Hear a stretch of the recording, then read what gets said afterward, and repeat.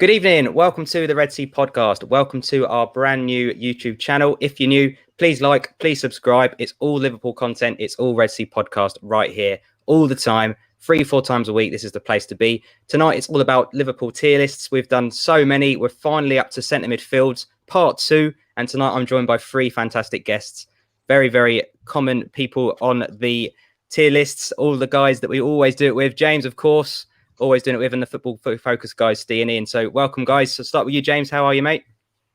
I am not too bad. I have to say I'm sweating my nuts off, but that is a part and parcel of the lovely weather we're having at the moment. Typical British fashion, though.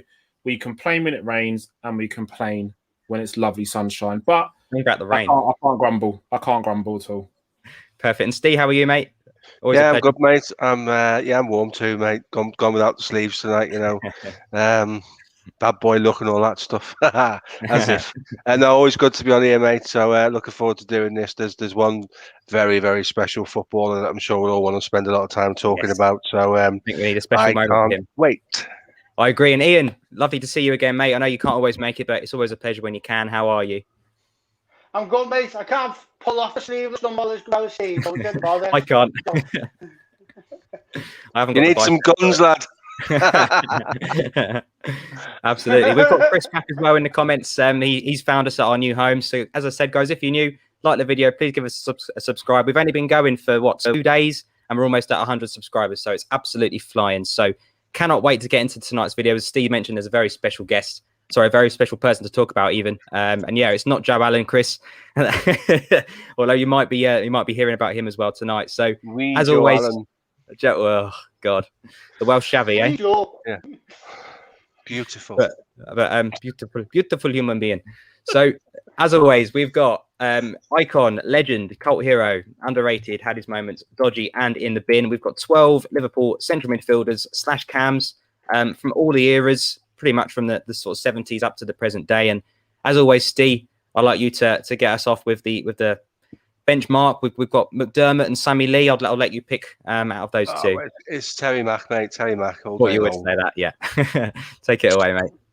So Terry Mack has won as many medals for winning leagues and Champions Leagues as anybody in Liverpool's history. Came from Newcastle, played in the FA Cup final against Liverpool, and that was kind of his audition. What a footballer that man was. He's kind of like 20 years too early. He played in a way that would fit in with the modern game right now. Very attack-minded. If you guys haven't gone and found some of his goals on YouTube, you really should. He scored the 7th goal against Tottenham in the first game I ever went to, when the ball went from the goalkeeper to the back of their net with 4 touches. It was like diagonals up and down the pitch. It was amazing to watch. Very creative player, very technically very gifted player. There's a Cruyff turn and a chip against Arsenal, which has to be seen to be believed. Guy's absolutely tremendous footballer. So much so, when they brought Graham Souness in, it was Jimmy Case that moved on and not Terry Mack, because Terry Mack was creative. Terry Mack was ahead of his time. Very, very underrated for me. That doesn't mean I'm going to put him in underrated, because what he's achieved and what he did for the football club and the way he played.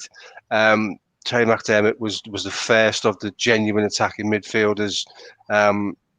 He used to have 2 midfielders alongside each other. Wasn't a double pivot because he didn't play with them then.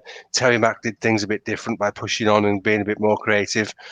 And he was a boss player to have around the changing rooms and the club as well. So Terry Mack's a great place to start, and he absolutely should be a standard bearer this evening. So for me, Terry Mack, top of the shop.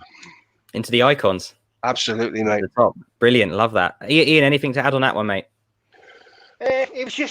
He was a midfielder of bygone age. There wasn't any DMs or CAMs when Terry McDermott was around. He had to be able to do everything, and he absolutely could. If he had to get stuck in and crunch a few people to win the game, he'd do it. But if he needed someone to put one in the top bin, he'd be able to do that as well. Apart from that, he said absolutely everything, and there's no other place he can go apart from on the top tier. Perfect. Avi in the comments as well from LFC Day Trip is a good friend of ours. Terry Mack, my dad tells me some good stories about him. So yeah, I think we're all in agreement. And he's also looking forward to the Welsh Xavi. He wants him to have a good rating. But yeah, James, anything to add on McDermott at all? No, it's difficult for us guys, really, isn't it? Because it's kind of our love affair with Liverpool. We're probably more '90s kind of era where Liverpool's concerned. So anything that Steve, and Ian put forward in regards to some of the legends and the icons of the club, will always kind of allow you to lead the way with that. Naturally, we've been on YouTube, we've watched tapes, we've watched bits and pieces, but it never really gives you the full effect having grown up watching someone's career. I think just before we move on, guys, when we talk about Steven Gerrard at some point, we won't remember him as anything other than a marauding centre midfielder that created chances and scored goals. You could put Terry McDermott in the sort of same category, maybe not as effective or as good technically, but certainly the first of the midfielders that did that. Absolutely agree. So, James, I'll come to you next, mate. Who would you like to take? Someone from, like you say, 90s and onwards, really, for us. Ooh, free reign. There's only one place to start for me. Go on. And we are going to go with my namesake, Thiago. It had to be, didn't it? I was waiting until he was on one of these lists. It had to be. So, brilliant. Where do we start with Thiago Alcantara? Right, okay. So, famed for his progressive passing, famed for his basically control of games and dominancy of games in terms of his technical ability. Thiago is a graduate from the La Masia Academy from Barcelona, and if you ever come through that kind of education, you are going to be a top player. One famous English manager in terms of Bobby Robson said once upon a time, having watched Barcelona, there is a kid which is at Barcelona, and his name is Thiago, and he is going to be a world beater. And that was Bobby Robson's sort of summary on Thiago, watching him from a distance at Barcelona. He used to go back to before he obviously got ill, he would go back and visit clubs that he previously managed. And obviously Bobby Robson did have some association with Barcelona. Thiago, you know what you get with Thiago. He's played at a top level for such a long period of time. Arguably probably brave enough to leave Barcelona at a glory period where Barcelona were winning everything. He could have sat and been a bit part player at Barcelona and picked up numerous trophies, but he went over to Bayern and forged a career there, and arguably instrumental year on year in terms of Bundesliga titles that he's won. His international career has been a little bit hit and miss in terms of his appearances for Spain, but with respect, Spain have had a dominant force in his position in terms of Sergio Busquets for over a decade. So it would be very difficult to displace Sergio Busquets, and arguably which culminated in his move from Barcelona as well. Thiago's obviously now at Liverpool, which is fantastic for us. I don't think we've seen the best of Thiago yet, to be honest. He's only been in the club for just over a year, and last season, obviously being a COVID year, was difficult. I mean, Avi in the comments as well, systems for Spain have never suited Thiago. Very, very true. The way that Spain play doesn't really suit the way that Thiago plays in terms of his ball movement and what he can do. I'm a fan of pass appreciation, and I love the way that Thiago passes the ball simply because, as he says himself, every pass means something. And so much so, I named my youngest son after Thiago. So that for me sums up my little bit on Thiago. If anybody wants to jump in with any stats information before I fill a few bits in as well.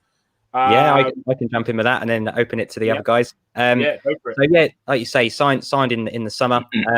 He was subbed on against Chelsea for his debut and made 75 successful passes in 45 minutes, which is actually a Premier League record. So that was brilliant. Obviously he got COVID after that, came back, got the Everton injury straight away. So it was a really difficult start for him, wasn't it? But he got that Southampton goal, which kind of broke that duck, and he's now got 30 appearances under his belt. So yeah, I agree. The best is yet to come in terms of a Liverpool shirt. But definitely. And just to build on that really quick, made his Barcelona appearance at the age of 18 in 2009. Came on as a substitute for Eidur Gudjohnsen as well.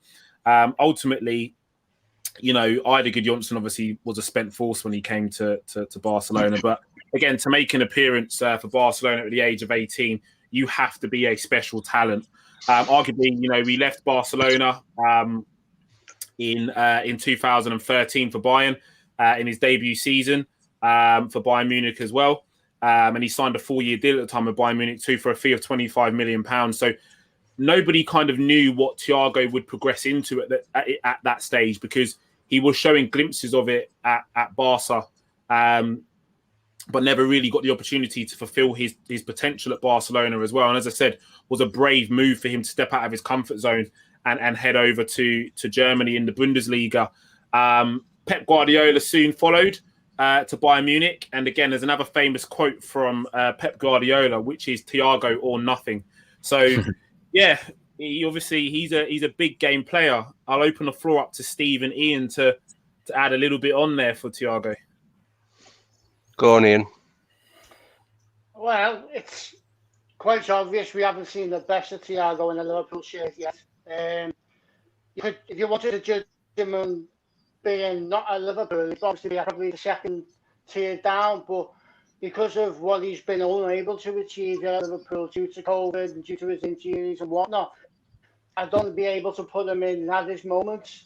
I think it'd be unfair to put him any lower, but I think it would be a bit generous to put him any higher. But I think we'll see the best of Thiago in the Liverpool shirt this season, hopefully. I kind of agree with the fact with both of you two that we haven't seen the best of him. He doesn't play well when Liverpool are under pressure and we're on the stretch, and because of the way that the team was set up last year, and because of the distance between the front three and the back four, excuse me, Thiago very often found himself out of his comfort zone. Bring back centre-halves of any description that can play that role effectively, we're going to push our back line 30 yards further up the pitch, which is going to engage the midfield, the front and the back together. Thiago's passing will come into its own there. I do genuinely believe, and this is probably going to get, Jay's going to hiss at me for saying this, depending on who we buy as a Genie replacement, Thiago could still be the player we signed originally in the role that we signed originally for, which was when we're winning games 1-0 with like 25 minutes to go, to bring him on to control the game and pass the death out of the opposition and try and catch him on the break. I don't see Thiago as a 38 league game man and a whole host of cup tournament games, because he's never done that in his career. We've probably had as many games out of him this season as anybody ever has. But don't get it twisted. Thiago is one of the best, if not the best, user of a football in the midfield and world football. Kevin De Bruyne would argue that, and justifiably so. But, you know, when Thiago signed for Liverpool, before the injuries, the rest of the footballing world said, hang on a minute, this means the Premier League's going back to Anfield again. They couldn't see or envisage what was coming. So, an absolutely tremendous footballer, a baller, as the saying is. But I just can't put him in the higher echelons at the moment because we just haven't seen it. So, for me, had his moments is probably fair. If we did this in 2 years' time, I wouldn't expect us to be putting him in that category, as long as he gets the game time. Yeah, I would struggle to disagree, because, like you said, he's not really kicked a football for Liverpool at the moment, or really got going at Liverpool. And I agree with what you're saying in terms of where his role is for Liverpool Football Club. He's either a player you play from the start and you give him 60 minutes to destroy an opposition, depending on who you're playing, i.e. low block team like a West Brom or someone like that, or he's a player you bring on against a top side to dictate for the last 30 or 40 minutes that you need to try and see that result out, because ball retention is his speciality. It's all about keeping that ball moving and making the opposition stretched, and that's what he does in terms of his game. Yeah, no, I'd echo all the things you guys have said there. I think he came in the most difficult of difficult seasons for Liverpool. You know, we were missing everything around him that he was brought in to be so good around was suddenly not there. You know, he didn't have a CDM. He was having to come back and tackle, which has never really been his game. A lot of yellow cards in his early games for Liverpool as well. It was almost a guarantee that he'd pick one up. So I think there's definitely more to come from him. I'm really interested to see how we look with him in the team when we've got Van Dijk, Fabinho, Henderson, Gomez or Matip around him. So I agree. Had his moments is as high as he can possibly be at the minute. So Ian, we'll move on. Who would you like to pick in the next one? I'll go for a fairly quick one. I'll go for John Joe Shelby. Okay. Take it away, mate. John Joe Shelby for me. John Joe Shelby for me was the player I thought could have been. I thought he could have been a star like this game. He could put the ball wherever he wanted. He had a bit of fight in him. Probably a bit too much, if anything. And I thought he was going to have a decent career. I think the sending off when Man United were at Anfield was hurt his reputation, and I just don't think he had the concentration to be a big game player and to be a big star. He had all the ability in the world, but there was just wires upstairs that just didn't seem to click, and I think that's affected his career right the way throughout. I mean, I think he's had a decent career at Newcastle, but not great. But I think he could have. He had the tools and the talent to be a very, very good player, John Joe Shelby, and just because of what happened, what goes on up there, it's not quite worked out for him. I think somewhere between had his moments and the one below would probably be for John Joe Shelby. I don't know what you guys think. Don't you feel? I'd probably go at his moments because I was at that field when he scored that goal against Chelsea, and I love the stick he gave Alex Ferguson when he came off against United. That was one of his moments for me. But and that's probably it's disappointing for me though, John Joe. And that's probably a good place to continue the conversation on. I really think that little spat with Sir Alex Ferguson kind of spelled the end of his Liverpool career somewhat. Because it was just a downward spiral from there. And I agree with Ian, a player that possessed a lot of talent. We brought John Joe Shelby from Charlton, and arguably, whilst he was at Charlton, he was pulling up trees. Phenomenal talent in terms of his passing ability, a progressive passer, and like Ian said, if you tell him to put a ball there, he can put a ball there. Had a little twilight bit with England as well, where they recognised his passing ability and said, you know what? That's the kind of player which we want to put in the midfield that can be a progressive passer because, again, as I said, I enjoy passes. I'm all about pass appreciation, and John Joe Shelby has got that in his locker. As I said, in terms of his Charlton career, went right the way through in terms of the youth academy of Charlton. First teams, obviously, Arsenal, West Ham he played for as well.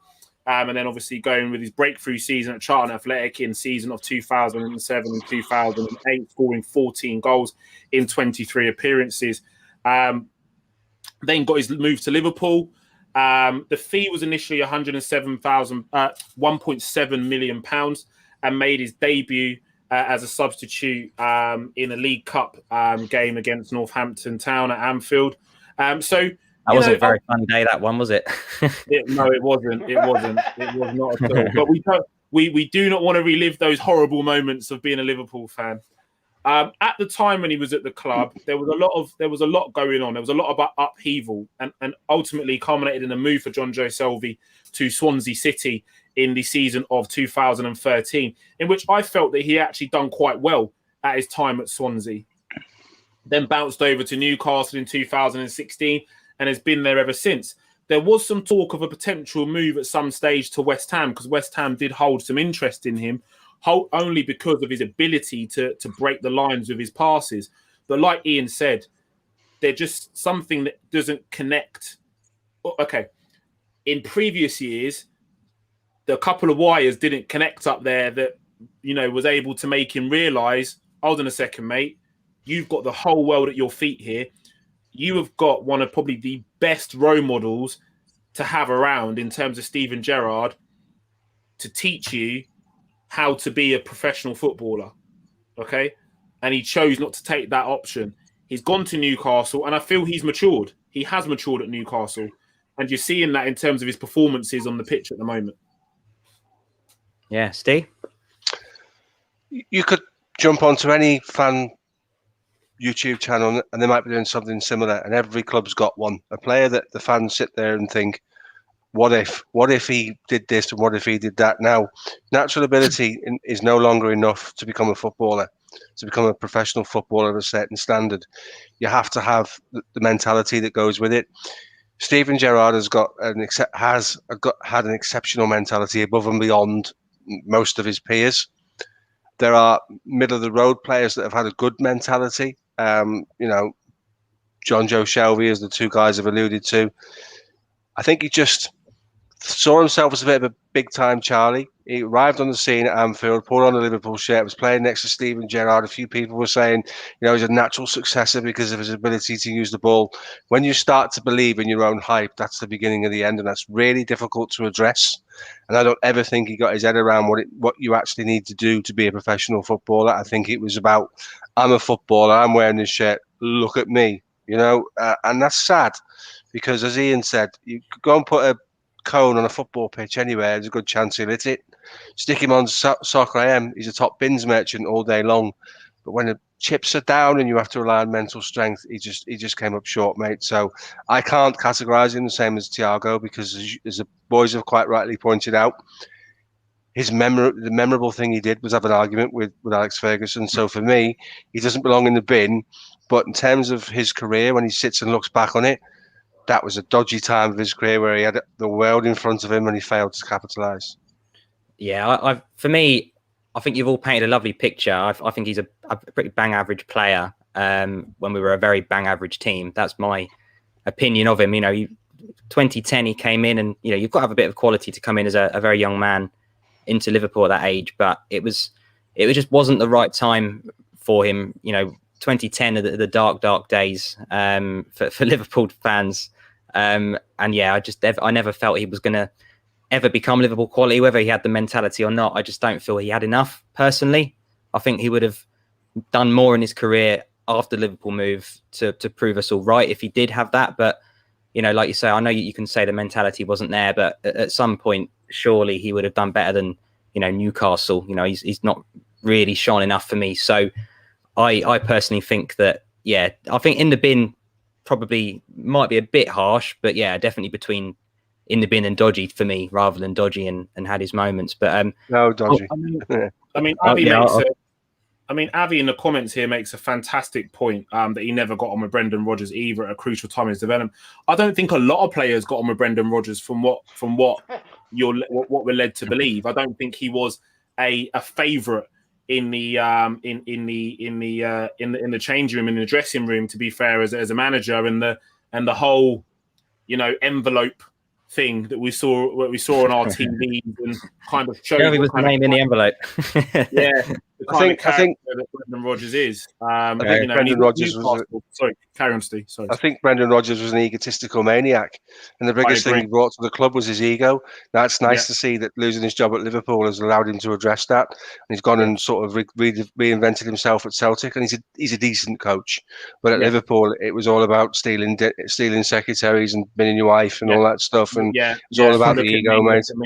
Yeah, I agree. It was. Look at me. But just on Newcastle is a big club. Let's not all forget that. Newcastle is a huge club, and they absolutely love him down there. So I'm a fan of players going to clubs like Newcastle, Aston Villa, Leeds, staple clubs in the Premier League. And if you can go there and the fans love you, you've got to have a bit of something about you, because Newcastle fans, very much like us, they're not mugs. We're not mugs. They know a good footballer when they see one. So I think he does possess the ability, but like we were saying, the mental side of his game, when challenged, just came up wanting. And sometimes you get to a point in your career when nobody else is willing to take a gamble on you because of your previous, regardless of what type of player you are. And I feel that's just where John Joe is. Is he Liverpool quality? No, he's not. But he's a decent player. He would do a role for someone. Fair shout. Chris agrees with me. He's found his level. Newcastle seems to be the way. He does love a tackle as well. And my good friend David is a Newcastle fan. He designed our new logo. He's helped me out with all the artwork. I think David's opinion? I'll ask him at the end, but I hope he's in the comments. But I think the benchmark at Newcastle is a hell of a lot lower, isn't it? I think if their expectation of a good player is a lot lower than ours. And yeah, he does a job for Newcastle, but from what I've heard from David in the past, I don't think he'd miss Shelvey leaving the team. I don't think he rates him a great deal. So again, I just think bang average player is my opinion, really. I'm going to go on someone that's not bang average though, but has made a career out of 7 out of 10s, and that's James Milner. One of my favourite players I've seen in a Liverpool shirt. Absolutely phenomenal player. Obviously came in on a free from Man City in 2015, which is probably the best piece of business we've probably done, other than the likes of That we've the done. top guys. The Well, best anybody's done. transfer in the history of the Premier League, son. What do you mean what we've done? It's difficult to argue, isn't it? The thing is, he came. What was really good about James Milner? He came in at the very start of Klopp's kind of reign, and he'd already done it. He'd already won it. So the fact that he'd been in title races, the fact that he'd been at a couple of big clubs, he had that big game experience. So when we did start to get, in a position to win big trophies, he kept everybody grounded, in my opinion. He knew the way to behave in the title races, in the Champions League campaigns as well. And I think a level head is absolutely invaluable in a Liverpool squad, in any squad really. And he quickly became the vice captain, which just shows you, what kind of man he is. But in terms of the Liverpool career, obviously it was involved a lot more at the start than he is now. But penalty specialist. He's every penalty. I think he's missed one penalty in his Liverpool career. I'm sure he's scored at least double figures.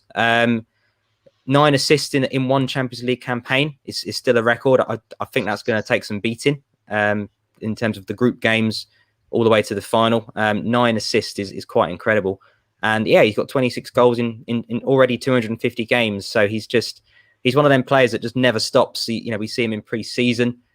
He's always winning the bleep test. He's got absolutely massive guns in his arms as well. And, he never seems to sort of run out of that kind of, natural fitness. But I think we'll probably see him take a bit of a backward step this season. Now he's approaching, very much the twilight of his career. I think Henderson will probably take over that kind of mantle of maybe coming on in a game, a bit like we said with Thiago. I feel that if you put Milner in a mini game in training, that team will always win. I just feel he's got that about him. So if you're winning 1-0 in a big game and you've got 10 minutes, 20 minutes left, you put James Milner on because he calms everybody down.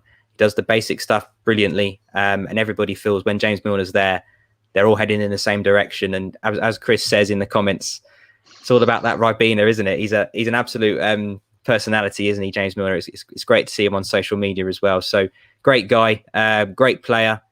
Will definitely go down as a Liverpool great. So in terms of the tier list, I think legend is difficult because he's played at other big clubs as well. I think for me, legend has to be very synonymous with Liverpool only, or very much the best years of your career all at that place. But I think cult hero is where I put him personally. I don't disagree with it with USS. I mean, with James Milner, as I said, arguably the probably greatest free transfer in Premier League history. And I won't have anybody say otherwise because that was an absolute cop. I remember when we were interested in James Milner and it came up that we were going to sign him. And I was like, oh no, God, why are we signing sideways Milner? Why are we doing that? Because he got this reputation of always just being that side man, of just passing the ball off to someone to do a bit of work. But my God, was I proved wrong. What a real shrewd acquisition. And probably the best bit of business, or one of the best bits of business that Brendan Rodgers ever did, because he came in right at the end of the Brendan Rodgers era. So he came in the summer that Brendan Rodgers was sacked in the October. Whenever Rodgers was sacked, he came in that summer. So what a player for Klopp to have in his squad, ready to go for when he comes in. Like you said, a player that's won it all, that knows how to win titles. And I mean, just touching on some of his career, he's been in the Premier League from the start. Yeah. Starting off at Leeds as a young player. I won't go into massive detail. Then moving on to Newcastle as well, another big club, which is a staple club in the Premier League. Then a loan move to Aston Villa, and then a permanent move to Villa as well. And Villa were going through that point where they were building something with a Milner, with an Ashley Young, with an Agball Lahore. They were doing something. They were tearing up trees under Martin O'Neill, and they were kind of punching above their weight. They got to a cup final as well, didn't they? I think they got to the League Cup final with that team. They did. And then the big move came, didn't it, to Manchester City? And I think a lot of people looked at that and gone, "Oh my God, why is Milner going to Manchester City?" Obviously, it was a small nominal fee of £26 million, including a player exchange for Stephen Ireland, who he obviously replaced at that point, and then on to Liverpool in the June of 2015 on a free transfer from Manchester City. And as I said, some Liverpool fans would have turned up their nose, but my God, what a shrewd bit of business from Liverpool to get this man in, and he personifies hard work and a model pro. Absolutely. I completely agree with Chris as well. He says cult hero, and yeah, how Rodgers wasn't sacked after 6-1 Stoke at the end of that season and given the beginning of next year, I will never, ever understand. But who scored Ian, that goal in that 6-1? I can't give Rodgers the credit for signing him, mate, 'cause it was signed by the transfer committee. We'd long given up hope of Brendan Rodgers signing anyone after the Markovic transfer, mate. So I think that's one of the first things the club did well with the transfer committee, bringing in a player like that. You guys have said it all, really. You know, he's a consummate pro. When you're a young man and like Leighton James and players like that who are getting into the Leighton Clarkson, guys that are getting into the squad now, and they're talking to other players, senior players will be pointing at James Milner and saying, that boy's twice your age, look how much work he's putting in. That's your standard bearer. You have to have them. Every club has to have them. He will be for the Curtis Jones of this world, what the Guy McAllisters did for Steven Gerrard. So, you know, that in itself is worth whatever we paid him in salary. Being a tremendous player. The thing is, he's mega loaded. So does he need to stay in football when his career's over? I don't know. But if he does, I'd like to see him involved in the back room at Liverpool, because there will come a time when Jurgen Klopp leaves us and players like Milner and Henderson are the sort of the Liverpool here and now, and they know what it takes to get the Liverpool here and now across the line. So I'd go further than that. I'd bring him into the coaching setup, Avi. I think it's too much to offer to be an ambassador. And if you're looking at that in its entirety, Michael Owen's an ambassador, and Michael Owen isn't fit to be anywhere near James Milner in terms of the football club. So I'd like to see. No, mate. When you say we need two when Coutinho scores at Old Trafford, mate, it's done for me, mate. I don't want to know. But ambassador's not a big enough role for him. He can do so much more than that. And that's not to discredit Abby's comments, by the way. Yeah. Ian, anything to add to that, mate? The only thing I would add is where I probably disagree with you guys is you're saying that he might not be considered a legend. I would consider him a legend because when he came in, he was a massive part of Liverpool's mentality changing, because he came in and he was a winner. He won everything as a player, and he was ready to get Liverpool to win. He was a massive part of it. Something people don't realise is he spent as much time at Liverpool, if not more, than where he spent any other years at his professional club.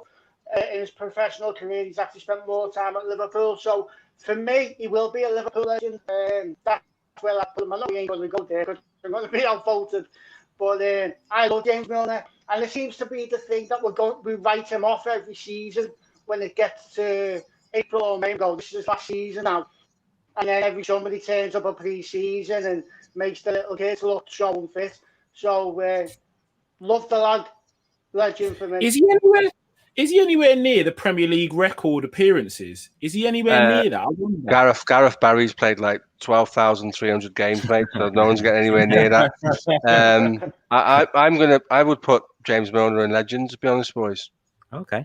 Because we don't win the trophies we won without a player of that magnitude and that mentality in the club. So if you look at what we were trying to achieve and what we did achieve with him, he off the pitch, what we don't know about, he would have contributed so much.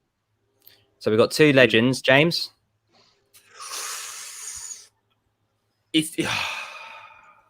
Oh, I mean, for me, icon is like tip top. Legend is like, just below that. I'm not sure.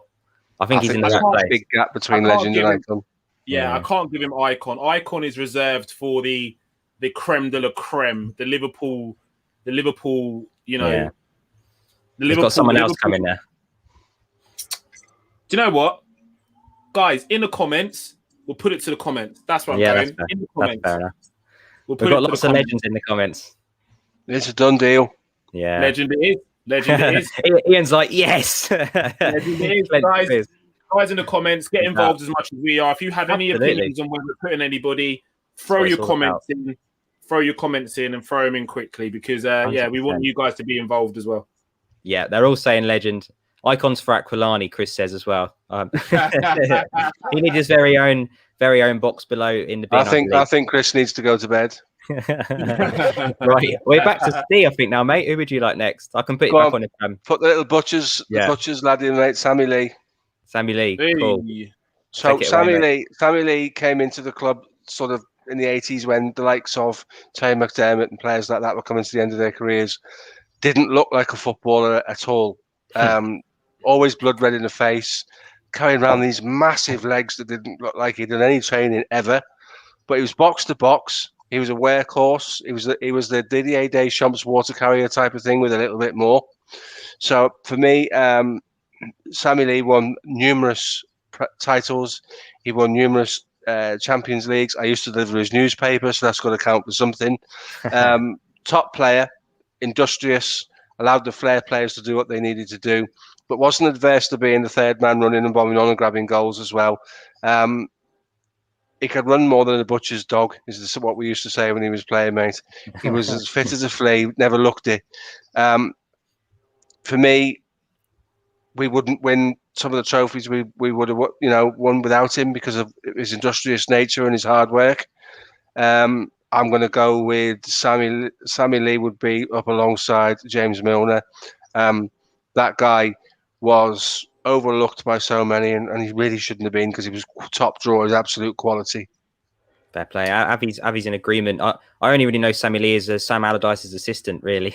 Well, I tried to blank that out, mate. If we were going on that, mate, he wouldn't even make the flipping board, would he? But we can't think like that, can we? Well, you say that, gentlemen. You say that because no, I'm not going to do it. He actually was invited to be Graham Souness's assistant on the Liverpool coaching staff in 1993. So his love affair with Liverpool kind of continued, and then obviously at the extent with both Roy Evans and Gerrard Houllier, kept him on the payroll as well once Souness left. In terms of his details around the reserve team. He then obviously was involved in England as well, which a lot of people don't know. He was involved with England on a part-time basis with Sven-Goran Eriksson, and then went full-time with England as well. And then the Sam Allardyce connection came in with Bolton Wanderers after leaving the England under-21 setup. He then got a return back to Liverpool as Rafa Benitez's assistant as well on a 2-year contract, and then bounced back to Bolton as well. But he's been around, Southampton, back with England again when Sam Allardyce had that very short stint as the England manager. Crystal Palace, Everton, and then now at West Brom, where he was assistant manager to Sam Allardyce. So I don't have any hate towards Sammy Lee. The Everton one was like, you're a Liverpool legend. What are you doing at Everton? But Rafa Benitez is now at Everton, and I ain't that stressed. So I think personally, Sammy Lee belongs in legend for me. He's a club legend. He'll always be remembered for his sort of role with Liverpool Football Club and where we are at the moment. Well said, mate. Not much more to add. Hopefully, Ian will be back with us shortly. James, who would you like to pick on the next one? Hey, my turn. So who have we got at the bottom there? SS, read them out for me. Yeah, so we've got Joe Allen, Aquilani, Clough, Gerrard, Jones, Keita, and Danny Murphy. Well, we're saving the greatest of all time for last. So I would think so. I'm gonna go with Joe Allen. Okay, take it away, mate. Right, take it away. So the famous strapline of the Welsh Xavi, which was arguably probably the kiss of death for Joe Allen. Some say that when we signed Joe Allen, that we signed the wrong player, that we should have signed Leon Britton at the time because of how Leon Britton played the game. He was a progressive passer in terms of what he did in that Swansea team, and Joe Allen was almost his legs, and Leon Britton did all the passing, all the creative craft in that midfield, and all Joe Allen done was kind of run around like his lapdog. Came into the club and followed, obviously, a certain Brendan Rodgers over to the club as well, arguably after a breakout season with Swansea, where Swansea played some of the most scintillating football that the Premier League had ever seen at that point, because Swansea were a progressive passing team. He joined Liverpool in 2012 and signed a long-term contract with the team for a fee of £15 million, which was quite a lot of money in 2012 for almost sort of an unproven an unproven talent in that respect. Made his Premier League debut against West Brom in a 3-0 loss, which kind of culminates where Liverpool were at the time, with that kind of stuttering and starting. And again, that Welsh Xavi kind of comment really kind of did give him the kiss of death and put pay to his Liverpool career, really. I think he never kind of recovered from that, and we only ever saw the real Joe Allen when he pulled on a Welsh shirt, not when he was in the red of Liverpool, which was a shame, because when he came on, he done a job. He never set the world alight. He was never really that kind of player which you thought would take games by the scruff of the neck. And all he ever done was nick the ball back and gave it to someone a bit more talented to do the damage. He was just there more as a ball winner than anything, and also trying to retain possession of the ball. Football Focus in the comments as well. Is it one of you two? Maybe. The worst. I think that's the worst Brendan Rodgers signing ever. I'm sure it was. It's good to see KT back in the comments as well. KT back in the comments. Shout out KT. We Joe or nothing. I think that's a famous Brendan Rodgers strap line as well. And Chris as well, shocked that Leicester haven't signed him. I mean, he's just been released by Stoke, I believe. He's no longer with Stoke at the moment. And obviously, I think he went to Stoke when they were still in the Premier League and was relegated with Stoke Football Club. And he signed a 5-year deal with them for, after a transfer fee of £13 million. So Liverpool doing the business again in returning back fees that we paid for players. So I just think that he's been unfortunate in some respects that Liverpool evolved, at a quicker rate than what he did, because when he was there under Klopp and got that tail the tail end under Klopp, he just ran his heart out, but just didn't have that quality that we needed to kick on. Yeah, I mean, for me, Joe Allen just shouts a manager out of his depth for me, if that's your first signing from the club you've just come from. I look at Mark Hughes when he went from Blackburn to City. What he wanted to do was sign Roque Santa Cruz, and anyone he knew. He just couldn't separate that mentality of I'm at a Blackburn to I'm at someone that's trying to win the title. And I feel Brendan Rodgers was just proven that he was out of his depth from the beginning. If that's the best person you can get, then we're in trouble. Because for me, Joe Allen, he's okay. He's a Premier League player, yes, but I think Swansea, Stoke is his level, bottom half of the Premier League. He's a Welsh international, yes, but they don't tend to have too much competition in their squads. And yeah, I just thought sideways passing, always out of his depth, too small for me. In terms of being in a Premier League, I mean, if you can have a slight structure to your body if you're a very, very special player, and for me, he isn't. So I would say yes, he's had his moments at times in terms of he's decent with the ball. He's got a good eye for a pass, but for me, never ever Liverpool quality. And his time at Liverpool for me was very underwhelming. So do any Joe Allen moments stick out in my head? No. So I would say dodgy. Do you give him any credit for being part of that 2014 title challenge? Because he was there and he played a role. He was, but so was Luis Suarez. Does he get brownie any brownie points for that? No.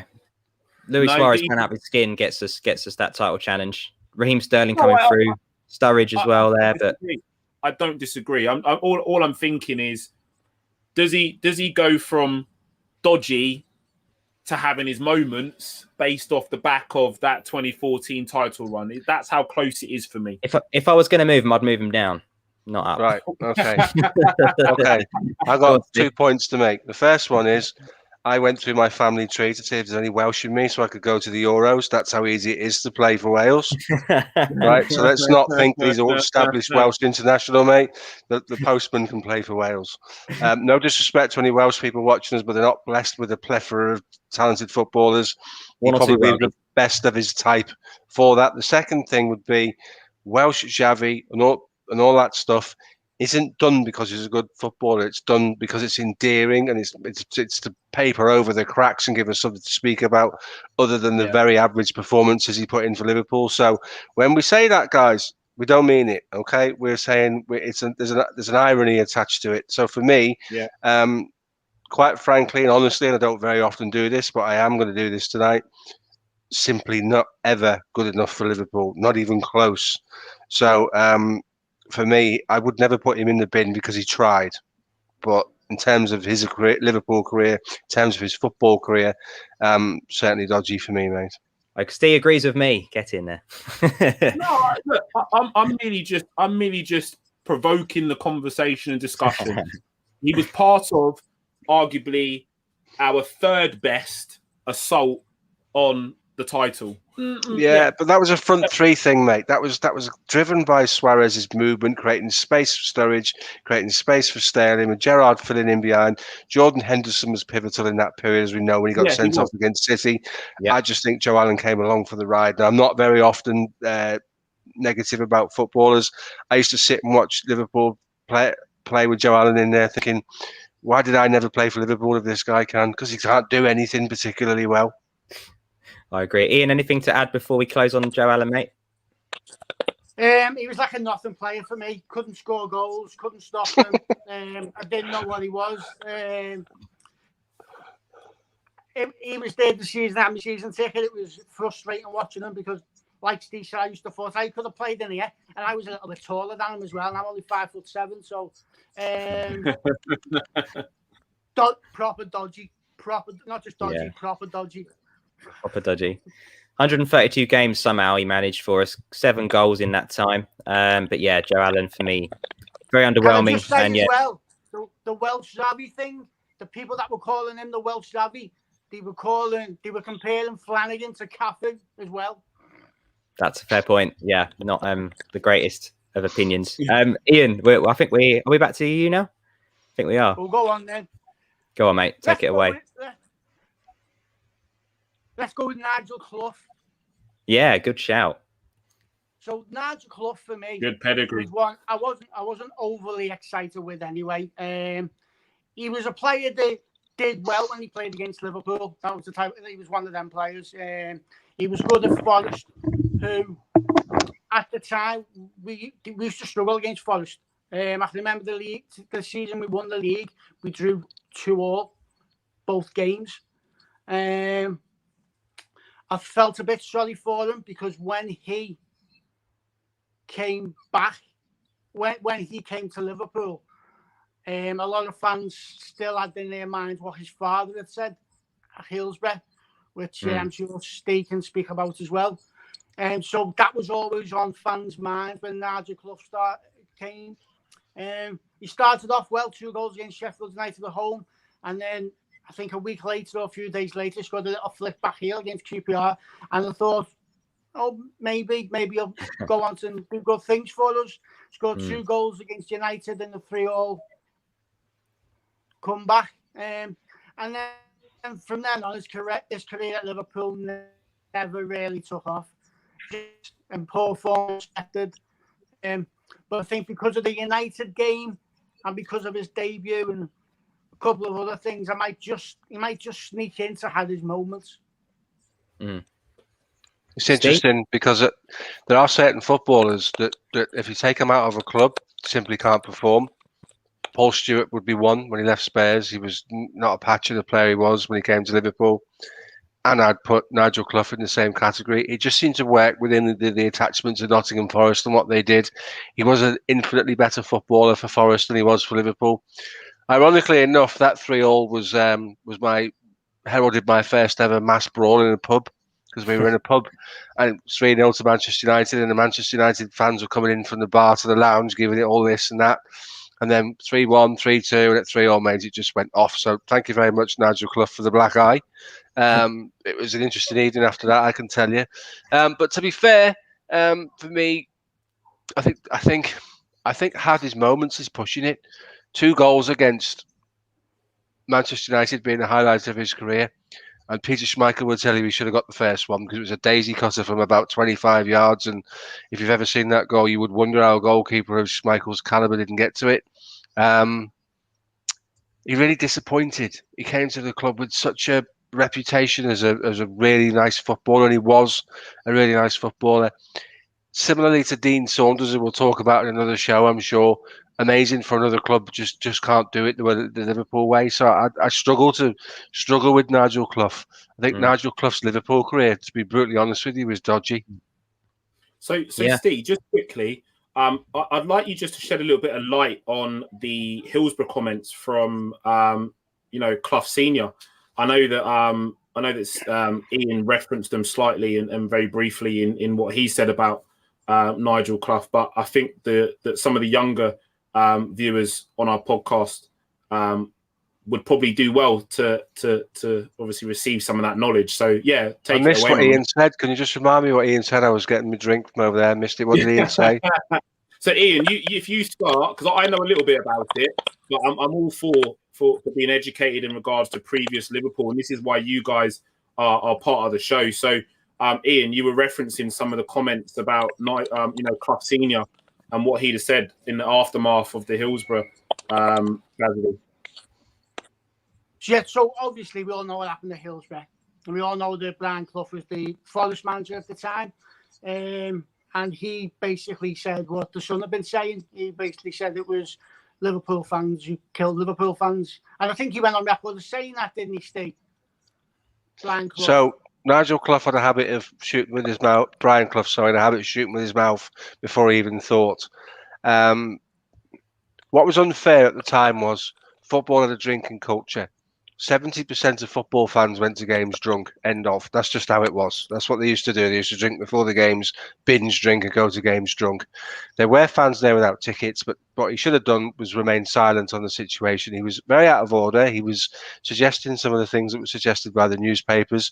He wasn't very respectful of the situation. He wasn't very respectful of the families that had been bereaved. I had a problem with Brian Clough anyway. I always thought he was a bit of an idiot. Talented football manager, don't get me wrong, he could get something out of a team, but as a person I didn't have a lot of time for him. He did make comments that he shouldn't have made. He should have stayed quiet. He should have remained dignified.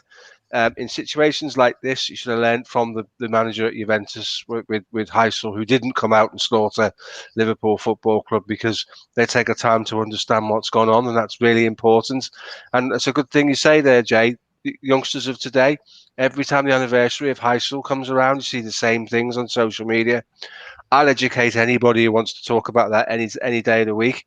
When situations and disasters arrive at football clubs, Bradford, Rangers, long before that, Liverpool, Heysel, all of the things that have gone wrong in football, you remain dignified and you stay silent and you let the facts come out. And it's taken 30 years for the facts to come out, and Brian Clough isn't with us to share them. He should have gone to his grave in silence with that, in that regard, for me. So a man I had difficulty warming to anyway totally put me off him, and lots of Liverpool fans of my age have a dislike of Nottingham Forest because of that man.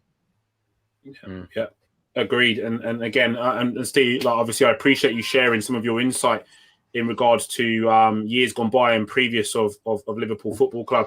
And guys, in the comments, smash the comments, smash the likes. This is why we've got these guys on the show, because they are older statesmen in regards to their fanship and following of Liverpool Football Club. So we're always looking to bring guys like this on the show as well. And I can assure you will be seeing more of these guys as we progress in terms of shows in the new season and what we're looking to do as well. So thank you for that, Steve. So SS, who is next up with their selection? And so it's my turn. Have we put Cloughie in the bin yet? Where's he gone? He's gone in dodgy. He's gone in dodgy. Yeah. all right. Really overwhelming decision from the guys. I'm up next. I'm going to go with Danny Murphy, someone that I've got fond memories of. Me too. Yeah, obviously he came in 1997. I think he went back to Crewe for a year on loan, but came back into Liverpool team, and really broke in. Early days we had Gerrard, we had Hamann. I think he struggled to play a bit more centrally, which I think is ultimately his best position. I think it was very, very versatile, a little bit like Chamberlain at Arsenal. He couldn't do a job in lots of places, but as much as that's a good thing to get into the 11, it's probably a hindrance in terms of your career. So, he finally worked his way into the midfield. Was part of that treble-winning team in 2001, which for me and James are probably the earliest very good memories of being Liverpool fans. I was 10, I think, at the time. So good memories of him in lots of different kits. The gold and blue and the white with the gold and blue trim. All the Reebok ones, a really, really nice era. Danny Murphy for kits. He got the winning goal against Man United 3 times. I think he was the most hated man in Old Trafford, or at least in Manchester for a time. Some really good goals in there as well. I think always a little bit underrated, really. We moved him on to Charlton in 2004, and I think it might have been a little bit too early. It depends. We were a year away from winning the Champions League, and you look at the options we had in that team. It was a changing of the guard, wasn't it? Benitez was coming in, and he was bringing his own flavour in. Alonso arrived, so I understand why he moved on. But yeah, for me, he still had a lot more to give. His career after Liverpool. He was captain of Fulham, and he went on to have a fairly decent career, pretty much into his mid to late 30s. So I've always got a lot of time for Danny Murphy. I do actually enjoy him in the media as well. I know he's not everybody's cup of tea, but I do like listening to him and what he has to say. I think he's very knowledgeable on the BBC and places like that. So for me, really fond memories of Danny Murphy. I don't think he ever pulled up trees. I think he was very James Milner. I think he'd give you a 7 out of 10 pretty much every game he played. So it's between underrated and cult hero for me. I'm struggling between those two. So I'll open the floor. James, what would you say with him? No, again, just to echo everything that you said, Danny Murphy is part of my earliest memories of Liverpool Football Club, really, like you said, in that treble-winning season for Liverpool Football Club. I think the Premier League will probably better remember him for his time at Fulham, where he did pull up trees. He was part of Fulham who actually were playing some decent football at the time, and he was part of parcel of that and really central to that in captaining that side. Also had a bit of a renaissance at Blackburn, but was really just a bit part player by the time it got to that Blackburn move, and that was that final sort of swan song hurrah. And he considers himself more Liverpool than anything, and he's always very passionate with the way that he speaks about the club and his experiences around the club. And if you'd probably asked, Danny Murphy, and you probably cut him in half, I think he would probably bleed red, to be honest, as a Liverpool fan, because he always says good things and has fond memories of his time at Liverpool. Got Chris in the comments as well. Murphy underrated for me. I would like to probably agree with Chris, because I think he was heavily underrated. I think he wasn't appreciated enough at Liverpool for what he did bring to the side. And like you said, when Benitez came in, he kind of looked at other players and said, you know what, I can probably make this lineup a little bit more sexy. So who's going to get the chop? And unfortunately, Danny Murphy was one of them. Definitely. Ian, what your thoughts on Danny Murphy? He was a player that I liked when he was at Liverpool. I always just wanted him to take the next step. He always seemed to be one step away from being a very, very good player. He always had moments in him. He always had a goal in him. He always had a pass in him. He just never seemed to reach the level he potentially had. One thing I'm going to have to disagree on you is that you say you like him in the media. He sounds like he absolutely hates football when he's talking about it. I know he's not everyone's cup of tea. He'd rather be watching volleyball or something else. Dry humour. Yeah, I like that. I'd probably go with underrated, because when he was at Liverpool, I enjoyed him being there. I just wanted him to take another step. He was a little bit like a Jamie Redknapp for me. Jamie Redknapp, you spoke about in the previous show, but I wasn't there. I was a fan of Jamie Redknapp, and I wanted him to go on and do better. And that's probably my view on Danny Murphy. He could have been much better. It just didn't seem to happen for him. And then when he left Liverpool, it's not so much there now, but he seemed to have some anger towards Liverpool for being allowed to leave. It was like he never wanted to leave. Yeah, underrated. I give Danny Murphy. He was a good player, but I think he could have been a lot better. Yeah, I think that's echoed a little bit by his England career as well, isn't it? He didn't quite have that extra X factor. I think it was about 9 games or so for England. But yeah, Steve. I just want to say, I think Ian looks like one of the Lovren family there, being interviewed against the media wall after a Champions League final. Looks like Lovren's older brother, doesn't he? Man of the match. Best defender in the world. So Danny Murphy, Ian's right. He did have some angst towards Liverpool when he came out. He started his punditry career quite strongly and talked a lot of sense, and then he got brainwashed by his employers and started talking a lot of nonsense. In terms of the footballer, great with the dead ball. Played in the 2001 season, so we can't overlook that. Was a quality player in terms of his ability. He'd already agreed principle to sign for Spurs. Came to Liverpool. As soon as he saw the pitch, he said he would have signed the contract if he was earning £5 a week. It was always going to be Liverpool for him. That was the key. That was the one thing he really wanted to do. So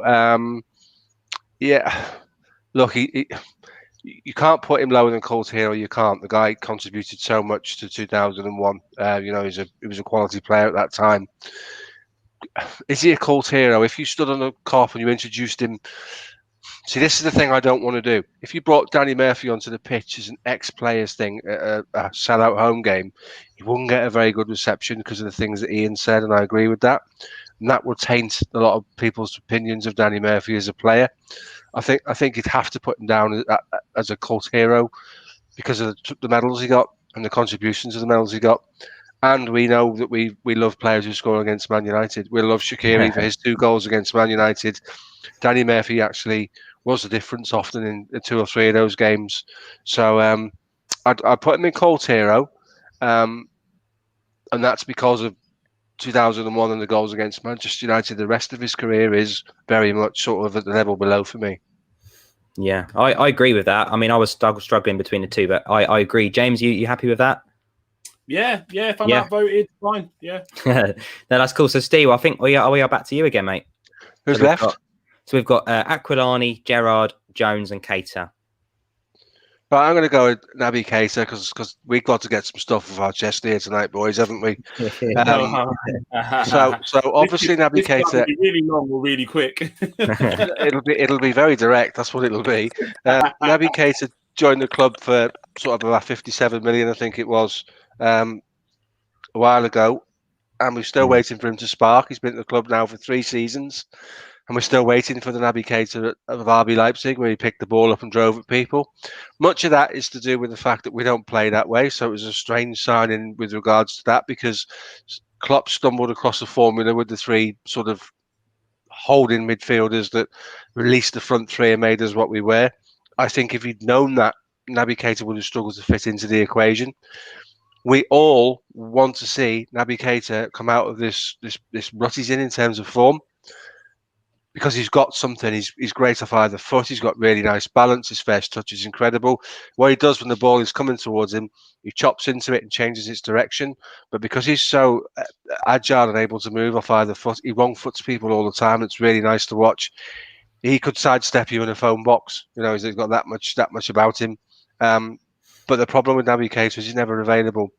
We pay about, he's on about 120, 130 grand a week, by the way. So we must have paid well over 120, 130 million pounds so far for what we've seen. And quite frankly, he's a transfer flop. He is. You can't look at it any other way. And it's really romantic as fans to think, come on, let's see what Naby's going to do. He looks sharp. He looks fit. He's got some guns. He's got some little muscles sticking out of the top of his arms there. He looks great in pre-season. He looks boss in the bib. And at the end of the day, he isn't delivering. He isn't delivering. And if someone knocked on the door to the club tomorrow or sent a fax, 15 million quid, mate, I'd be telling the club to take it. Fair play. James? Yeah, just a quick shout out to the guys at Dugout Football Channel. Thank you for joining us, guys. It's much appreciated. And if you haven't already, please head over, like, and subscribe to our new YouTube channel. Naby Keita, the curious case of Naby Keita. When we signed him, it was such adulation. We were like, right, we've got a real player here. Because everybody would have logged on and gone, YouTube, Naby Keita. Wow. Everyone would have done it. They've gone, wow, what a player. I had watched Naby Keita previously and thought, there's a bit of something about this guy. A little bit of something. Quite like the look of this kid. And then we go and sign him. 60 M's, that's a lot of money. And for me, I think there's 2 things that have culminated, or 3 things that have culminated in the demise of Naby Keita and what we're seeing at the moment. Number one was the fee. I don't think he can handle the pressure of the fee because £60 million is a lot of money. We paid 65 million for Alisson Becker. We paid 75 million for Virgil van Dijk. He's up there with one of the most expensive transfers for Liverpool Football Club. That's a lot of pressure. Number two, the shots of him being handed the number 8 shirt by arguably a club legend, someone who's immortalized in Liverpool culture, is photographed handing him that number 8 shirt. So that's building up for us to see great things from Naby. And again, the interview he gave after saying, I'm gonna take the number 8 and make it my own and all of that, I don't think that has done him any favors. And number 3, his freaking availability. Like, can he string together 90 minutes? He's never done 90 minutes. He's never played 90 minutes. I cannot think of a time I've ever seen that guy play 90 minutes. And for me, I've looked at so many angles. Is it Naby? No, it's not Naby. There's a quality player in there. Maybe it's the manager. Is it the manager? No. Klopp is one of the best in the world at getting a tune out of anyone. If you can kick a ball, Klopp will get a tune out of you. So I almost think, and there's a prominent thing that was said about a Daniel Sturridge.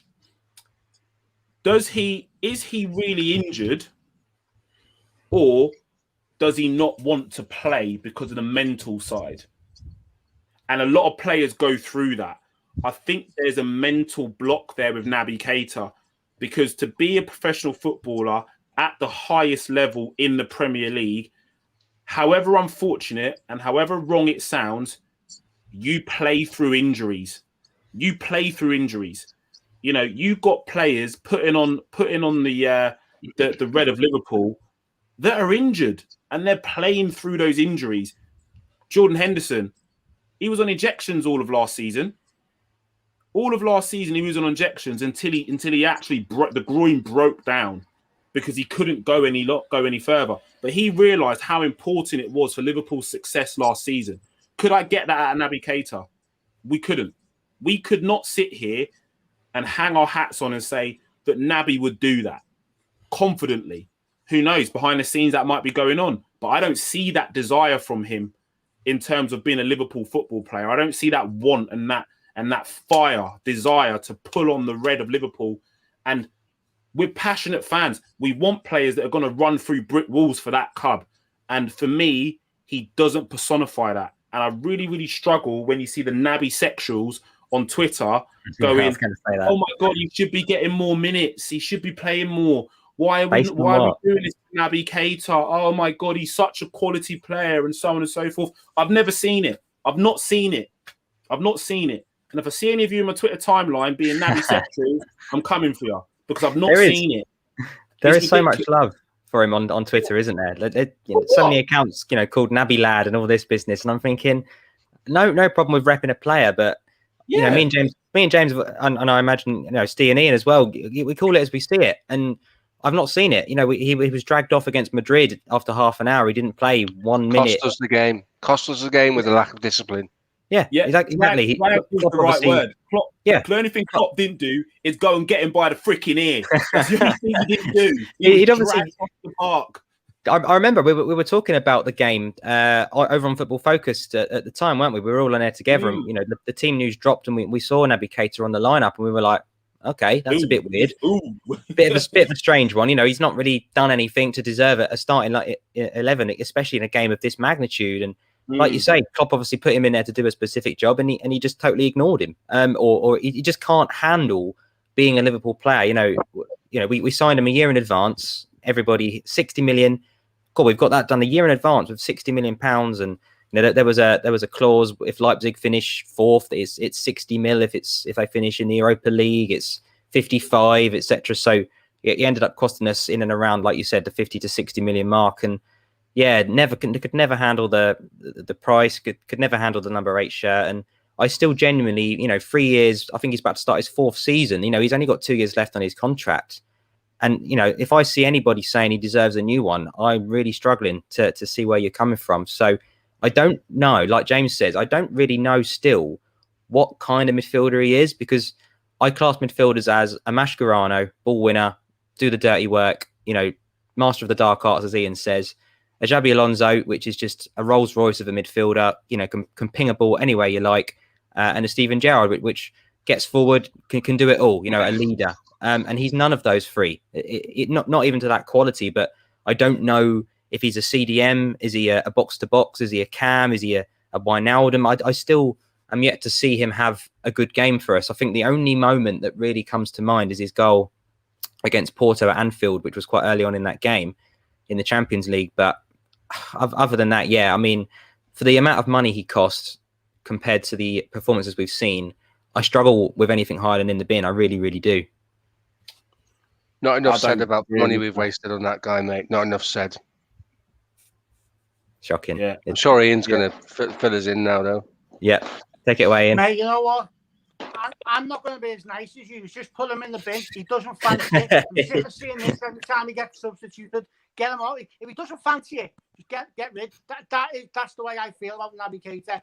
He goes down, and how many plays do you see trying to play on for 4 or 5 minutes? He goes down on the floor and he wants it off straight away. He doesn't fancy it. Move him on. In the bin. Couldn't agree more, Ian. Could not agree more.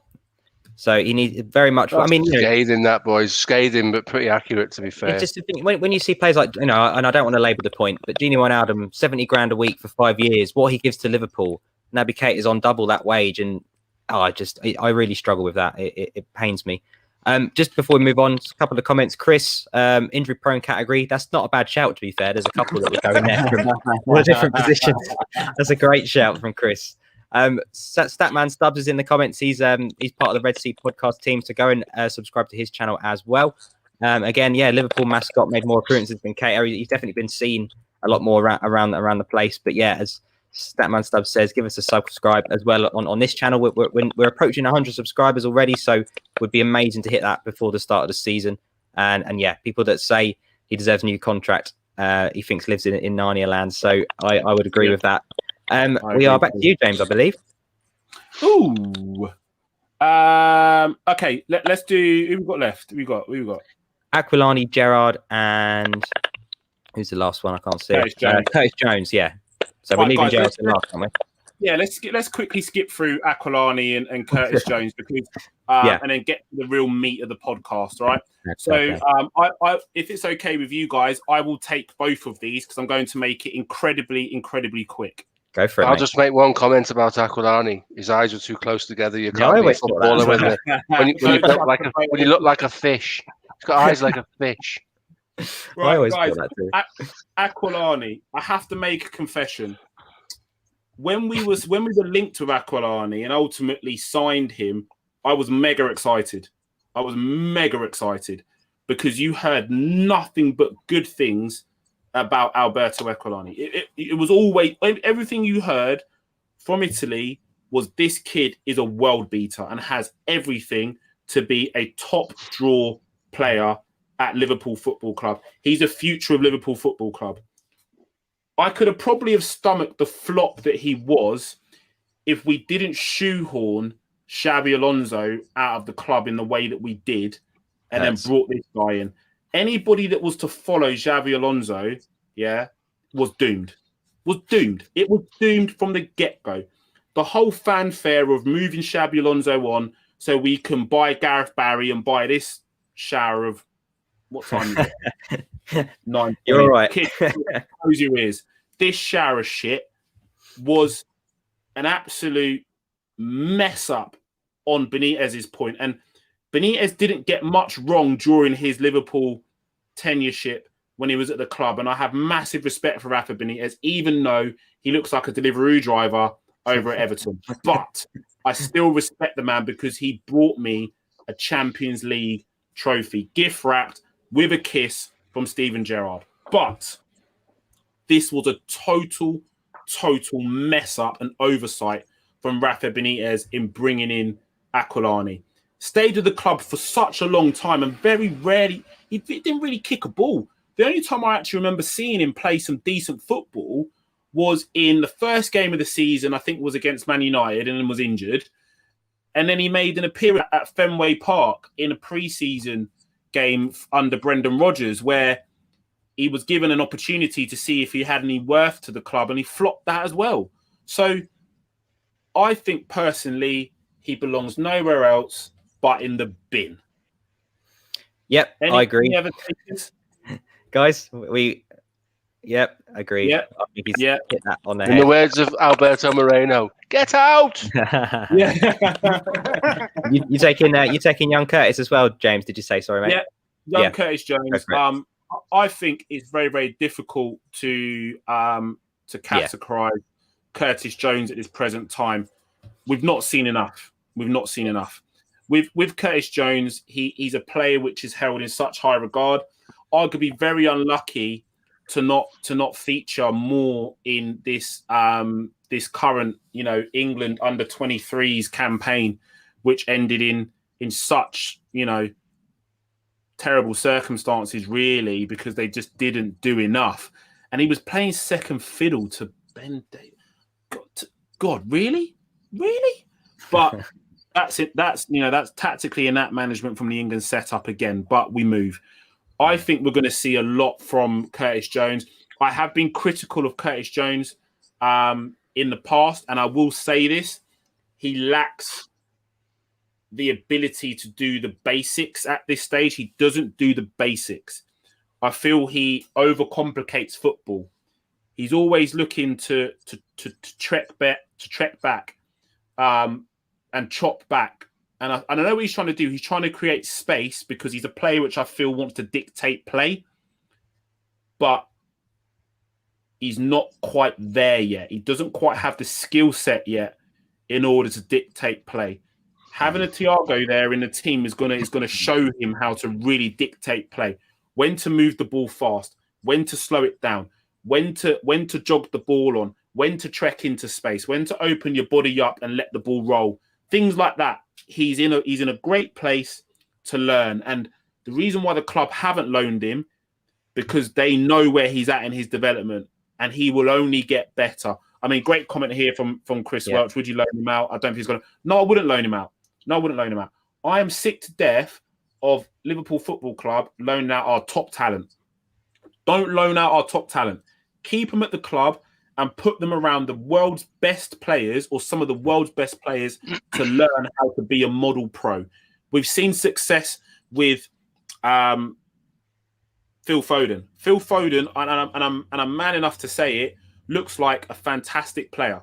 Yeah, another great comment here. Jones has potential. Shown enough last season. He has something to offer, although he can trap the ball like he can't trap a ball like us in our sliders. Of course not. No, but I just think keep this top talent around the club, and he's one of those. He needs to be protected and nurtured. Yeah, so I don't want to categorize him. I don't want to categorize him. I think it would be unfair. I agree with Underrated. you. I think I'd personally put him in had his moments as well, because a few that spring to mind. Obviously the goal against Everton in the FA Cup is how he announced himself, isn't it, on the stage? 18 years old, Everton pretty much playing their first choice team, or at least players from that squad. Our complete youth team on the pitch, and we actually go and beat them, and he scores an absolute wonder goal. And he out of circumstance, out of injuries, he did find himself in the team just because there was no one else, and our centre midfield was at centre back, and scored that goal against Ajax in the Champions League as well. Second part of the season, I think Klopp did the right thing. Young players come in, young players come out. We've seen it with Phil Foden. Hopefully we see it with Harvey Elliott. I think he has a lot more to give. And the fact that Wijnaldum's gone out, I do feel Curtis Jones will develop better and can probably offer us more than Chamberlain and Keita in that midfield. I think Jones is a better player than Keita already in terms of what he's done in the Liverpool. Yeah, he could probably play that role because of his ball retention. Absolutely.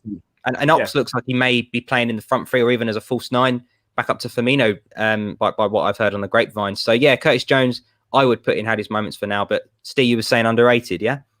I think so. Jay's exactly right. When he chops back on the ball and changes direction, The one thing that we need to do with our front men is hit them early and hit them with balls into their feet, quick balls, hard balls with pace on them, so they can manipulate the shape of the ball to engineer a bit of space to get a shot off. What Jones does is, and this is the same criticism that they raised at Wijnaldum, is they have an extra touch. Jones has an extra 2 or 3 touches, never mind the one. The thing with both of those players last season, and it's unfair to dig them out for it, is because we were so deep defensively, when they were picking the ball up, they were 40, 50 yards away from the front line. They have got to have a look. So what do you do to have a look? You bring the ball under control, you put it in a position, you have a look, and then you move the ball. By the time they'd done all that, those opportunities and the movement those front men had gone. Had been shut down by their markers. So both Wijnaldum and Jones are subject to unfair criticism last season. You got to write last season off, not really look at it and try and judge players on that. Will Jones be a top draw Liverpool player? Not entirely sure he will be. He will be around Liverpool Football Club for a while. He will be a player that plays a certain quantity of games. But if you look at the 4 standout candidates of last 2 years, being Henderson, Fabinho, Wijnaldum, and last season Thiago, he doesn't play in front of any of those. And there's a strong possibility that would always be the case, depending on who comes into the club. Let's say, for instance, let's romanticize for a moment and say the Sauniguez transfer takes place. He's just dropped another rung down the ladder because he's not going to get in above those guys. He started playing really well. He contributed lots, and then he started to overplay because his confidence had gone through the roof. And that's what, as Jay said, that's what you do with the kids. You take them out and it gives them a reality check. Yeah. So I can understand why you said don't categorize him. It's really difficult to categorize him because you can't feel you can do him justice putting in any of those categories. Actually thinking about it, your comment have had his moments probably fits in a little bit better, but I'm not sure you can say a 19-year-old's had his moments. Do you think quickly, just quickly, do you think that he's part of ushering in what SS and I refer to as Liverpool 2.0.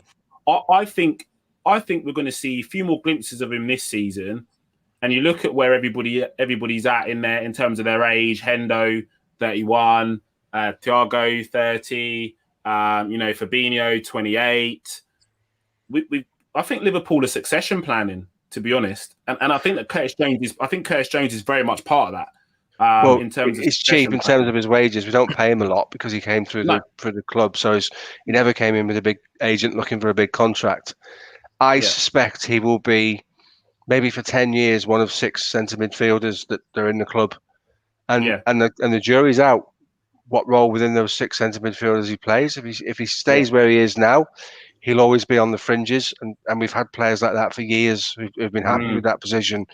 If he presses on and kicks on and learns to do certain different things and learns to play a different way, that he would have had a rollicking at half time off those front boys for not letting that ball go. They would have torn him a new one because what's the point of making a blinding run from outside to in for you than to look up and see that your centre midfielder's chopped back and isn't even actually facing in your direction? And that sounds really, really critical, but it's not meant to be. It's all part of the growth. Steven Gerrard made lots of bad choices at that age. Look what he turned out to be. Yeah. Do you like what I did there? I did a little bit of a link there. I do. I just want to ask Ian a question just before we move on to the big man. KT with a good comment here. I'm just trying to unmute you on there, Ian. I'd like to see him have a more offensive role this season with the injuries in defence having been sorted. Is that something you see, Ian, from Curtis Jones? Have we got him there, or is he frozen? James, I'll throw it to you if we've lost Ian. Yeah, no, I agree. I think personally, he does need to have more of an offensive role. I liken his main attribute for me is his ball retention and manipulation of the ball. He's fantastic in tight spaces. He works very, very well in tight spaces. So if you close him down, he will get out of that spot because he's got that ball retention and ball manipulation. The challenge is, just like Steve was saying, he's guilty of overplaying. And this is what I'm saying. Do the basics. Yeah. Beat the man, give the ball. You don't have to beat him and continue to beat him and continue to beat him and continue to beat him. It's pointless because you're not gaining any movement up the park. the problem being is that, like Steve was saying, the front three want the ball into feet quickly, and then one of two things happen: they push on to goal, or you get around them for combination play. That's what they're looking for on the outside of the box, is combination play, that link up. If Curtis can get the ball, punch it into Mane's feet, punch it into Firmino's feet, punch it into Salah's feet, and then look to get around them and play combinations, the ball will break, and you may find yourself with the goal gaping at you. But tracking back to then play backwards to play forward when we're on a counter attack or we're on a progressive bit of play is criminal as far as Liverpool Football Club play. And you're right, Steve said he would have got torn a new year end. And I think personally that was part of the reason why Klopp took him out at the back end of the season, because he would have been torn not only 1, 2, or 3, he would have been getting ripped in there on a couple of occasions because of where we were in terms of our league position and what was at stake. I agree. Yeah, like local lad. I think he's hopefully going to be in and around Liverpool team squad for a few years, and we'll see. I think we'll see good stuff from him. I think he will be a really good player. I'm excited to see what he becomes. I think the next 12 months is all about him learning how to make decisions whilst he's on the ball. Yes. I think you can bring all of this, what we've said, and put it under one little banner, and it would be decision making. His decision making at the moment isn't suspect, but it isn't what is required within the squad. I agree. Couple of comments before you... Sorry, Jim. Yeah. No, just couple of comments. Decision making, game management. Yeah. Yeah. A couple of comments before we move on to the last one. Bit of love here. Love you guys, Thiago's father and Southern Scuss. We love you too, Statman. Chris, second, who's that behind the stat? One of the best channels out there with great guests. So yeah, we're always here to keep it Red Sea Podcast, guys. And if you're new, as I say, please give us a like, please give us a subscribe, please give us a follow at the Red Sea Pod on Twitter and Instagram as well.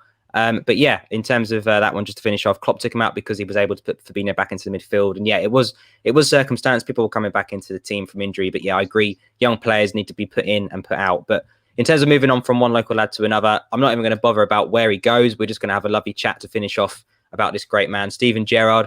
I'm just going to run us through a little bit of his timeline, because we could do a whole show on Steven Gerrard, and I'm just going to let you guys kind of talk about your favourite moments. Well, absolutely, we definitely will. But I'll let you guys pick out your. We have. Well, we'll definitely do it in the future, but I'll let you guys pick out moments. I'm just going to have a little timeline run through, and I'll let you guys pick your moments as well of the great man. But in terms of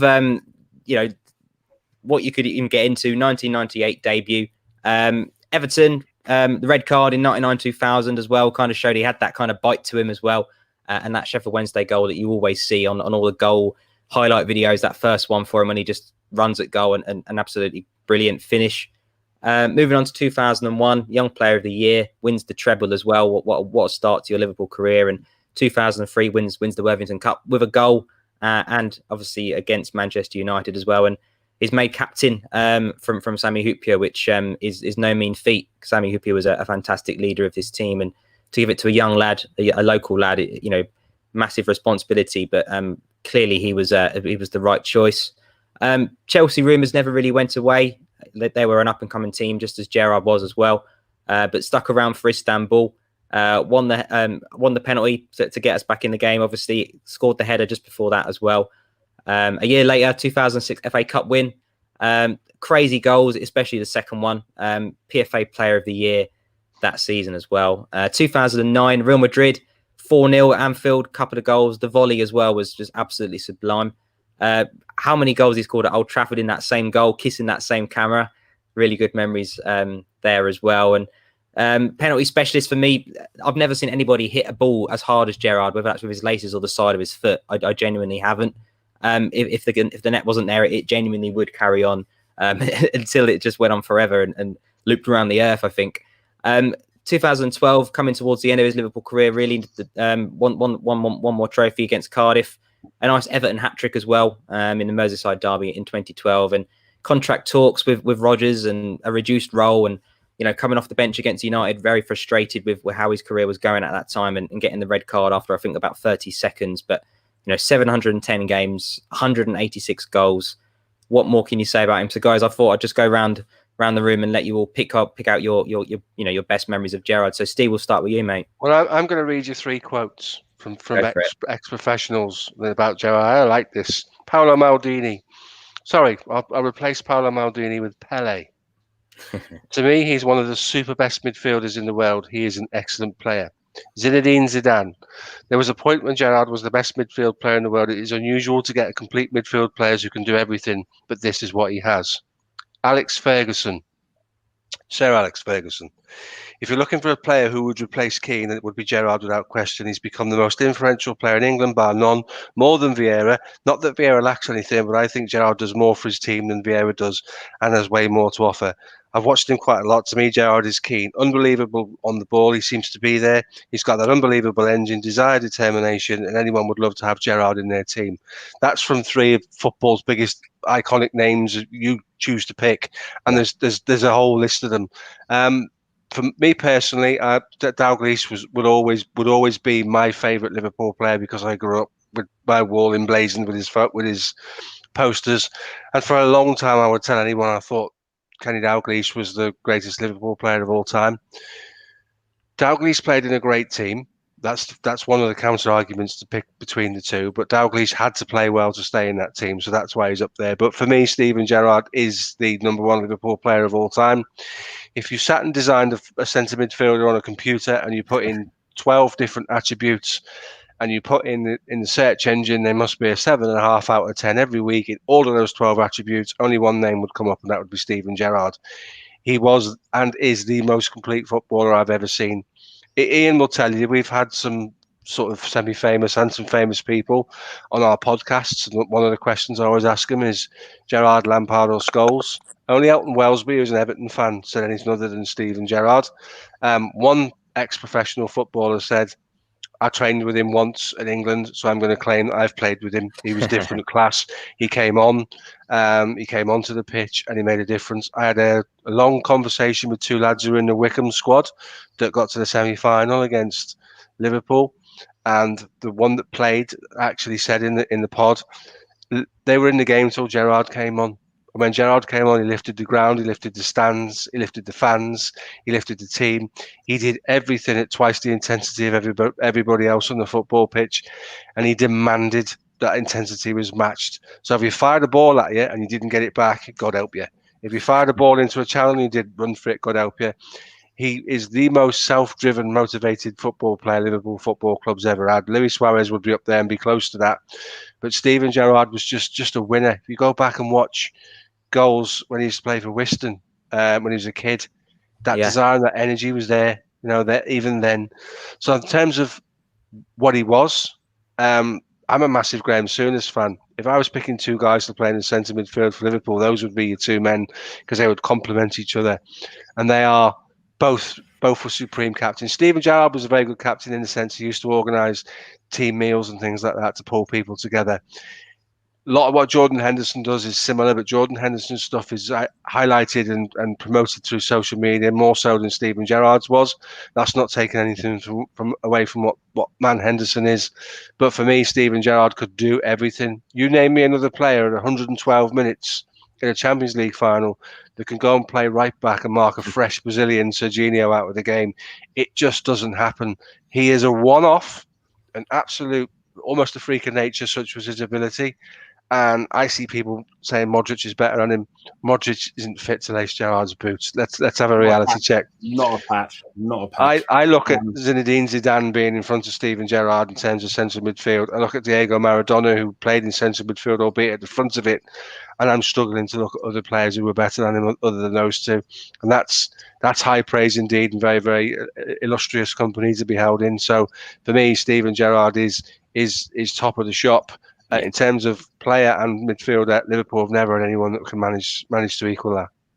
Absolutely. James, I'm going to come to you last, if that's okay. I want you to talk us out to the end of the show. I want you to give you the floor at the end for this guy. So, Ian, please give me your thoughts on Stevie G as well. Well, Steven Gerrard's not just a Scouse lad, he's a Highton lad, and that's where I'm from. So if we sound similar, that's why we do.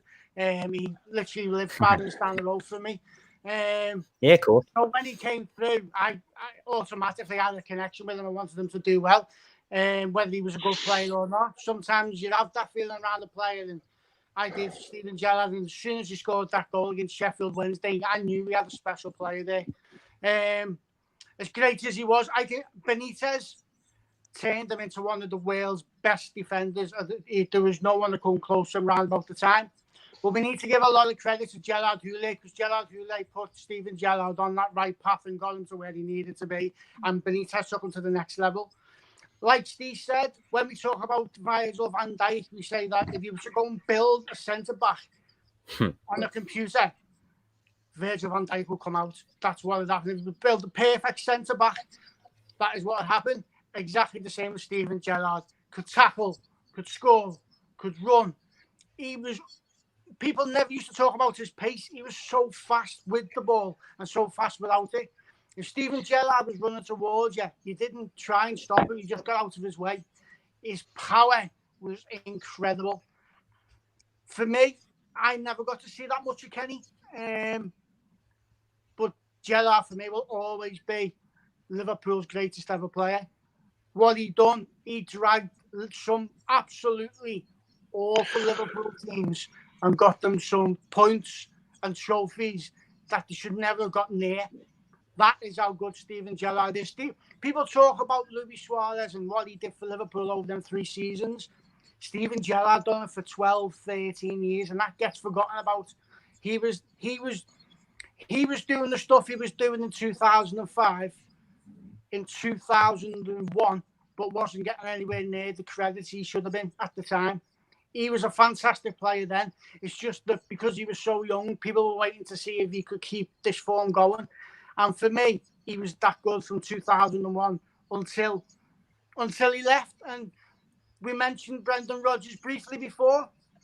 And one of the things I'll never, ever forgive Brendan Rodgers for is the way he treated Steven Gerrard just before he left. He treated an absolute icon, like, pardon me language, a piece of shit, unfortunately. And that, I'll never, ever forgive Brendan Rodgers for that. But for me, Steven Gerrard, best Liverpool player there's ever been. James, I'd love to hear your thoughts to round us off a fantastic show. He made me fall in love with Liverpool Football Club. Yeah, because there's legends of different eras. We talk about Kenny, so Steve will say, Kenny, he was the legend of that era. Yeah. And there was such a gap. There was such a gap between Kenny and Gerrard. And Liverpool were lost. Liverpool were lost at that point. We didn't have anybody that was the poster boy that would take Liverpool forward. And in strolls through the youth academy, this little brown-haired thing that become just a colossus. He's an absolute colossus.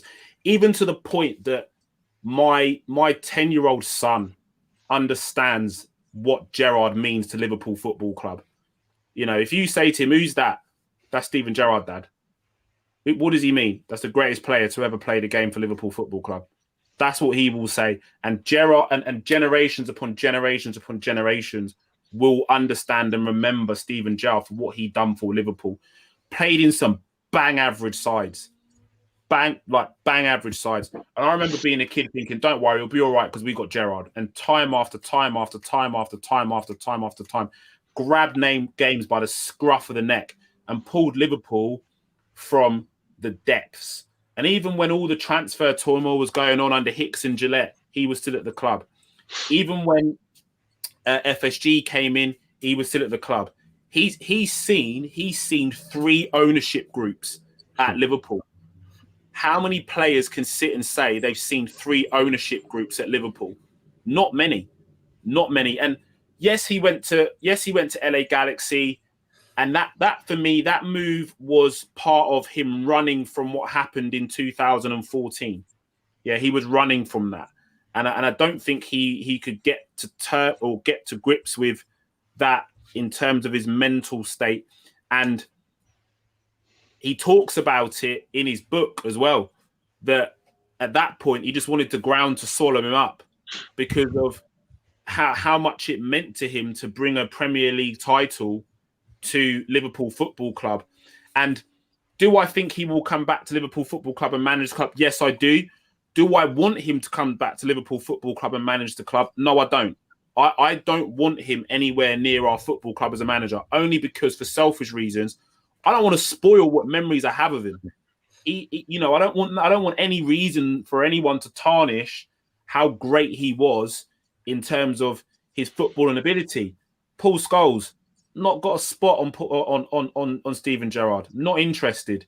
Man United fans can never ever bring me any argument that's ever going to amount to Paul Scholes being better than Steven Gerrard. Frank Lampard, not better than Steven Gerrard. You're never ever going to bring me any argument that is going to tell me that Frank Lampard is better than Steven Gerrard. What Lampard and Scholes done was added the icing on top of the cake. Yeah, that last bit of layer, that bit of glitz. Gerrard was fucking cake. Let's be real. He was the cake. There's a difference. Yeah, there's levels to this. Yeah, so when you're there and you're playing in teams where you've got Dosena, people like that around you, players that are not fit to wear the red of Liverpool Football Club, but they're getting in just because we don't have any other bodies, and you're taking teams to cup finals, the Gerrard final. I don't see anyone saying it's the Scholes final. Don't see anyone saying the Lampard final. Everybody knows that as the Gerrard final. Istanbul. Everybody references Steven Gerrard with Istanbul. Olympiacos, Steven Gerrard. Man United, when we go there and absolutely give them a hiding in their own backyard, Steven Gerrard. Following season, we do it again, Steven Gerrard. We lose 6-1 to Stoke on the last day of the season. Who scores the one goal that we score? Playing in a centre forward position at 34 years of old. Steven Gerrard. So, guys, like for me, the greatest player ever to put on the red of Liverpool Football Club, Jordan Henderson, I think will have that same iconic status to this generation. And again, me and Steve have long conversations about the importance of the current Liverpool generation understanding the history of the club. And I think that it's important for the younger generation to go and watch Steven Gerrard and realise how great that man actually was. Yeah, I agree. I like the intro. I like the comparisons with Henderson, and I think Henderson's been he's worked very hard, but he's very fortunate to have come along at the right time. He was at the club when Klopp came in and Liverpool got their act together. But like you say, Gerrard literally carried this club for a decade at least by himself. We were qualifying.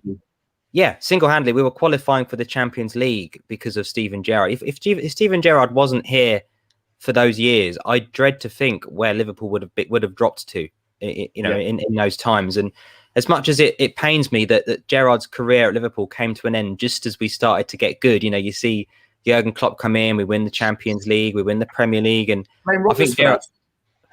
Blame Rodgers for that, and he talks about it. He talks about it. He said if he'd have stayed a bit longer, he could have caught the tail end of Klopp. That's Rodgers' fault. That's on his head. Blame Rodgers for that. I completely agree with you. But like you say, as much as I would have liked Gerrard to be a part of this amazing group that we have, and if he was born, 5-10 years later, but we needed him, like you said. But the Kenny Dalglish era, unbelievable. But from 2000 to 2010 to 15, when we did get a special player to play alongside him, you look at the link up that Gerrard and Torres did. Look how good that relationship was, because he had one person in his team that he could actually link up that was on the same level as him. He didn't have to do it all by himself. He didn't have to put it on a plate for God knows who else he's had to play with alongside him. And you give him a Xabi Alonso and a Mascherano midfield behind him, and he almost became that attacking midfielder, that number 10 at times.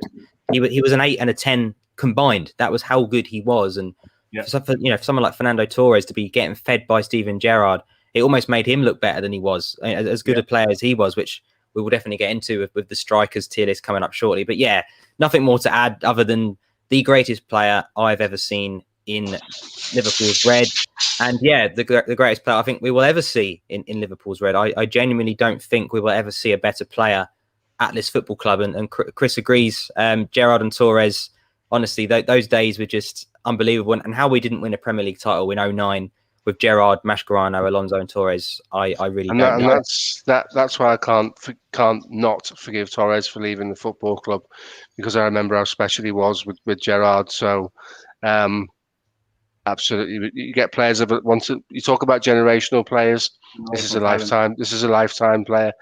There's two players in a lifetime that Liverpool Football Club have taken to their heart, and that's Dalglish and Gerrard. And there's a hair's breadth between the two of them, but Gerrard was just a monster. That pass, I remember, like the lad is he's stumbling, he's falling over, and the outside, and to hit it with the outside of the boot with that curve on it for Sturridge, the inch perfect for Sturridge to take it in his stride, and that's the thing with passing a ball. It's not just about put it in that space; it's judging the run of the striker. And how the striker's going to be able to run onto the ball. And that's not just about putting the ball in front of him, that's putting it into his stride. That's what Gerrard did with that pass. I'm sorry. It's ridiculous. We look at other players and we say, we remember him for his spat with Alex Ferguson. We remember him for his goal against this team or his goal against that team. We could sit here till 2:00 tomorrow morning, recalling all of the things that Gerrard did. So when you want to stick a player somewhere in your tier and you want to measure them on what we remember, in an hour's time, something else would come to us with that guy. There's that much to fill. So, when we do the thing at the end of all of this, one of the nailed on people that will not be in question about their inclusion in the greatest Liverpool team of all time. And it's not a spoiler to say it now. There's no debate that Steven Gerrard doesn't sit in the centre of your midfield. He is something else. Something else completely. And I agree with Johnny as well. I was just about to bring it up.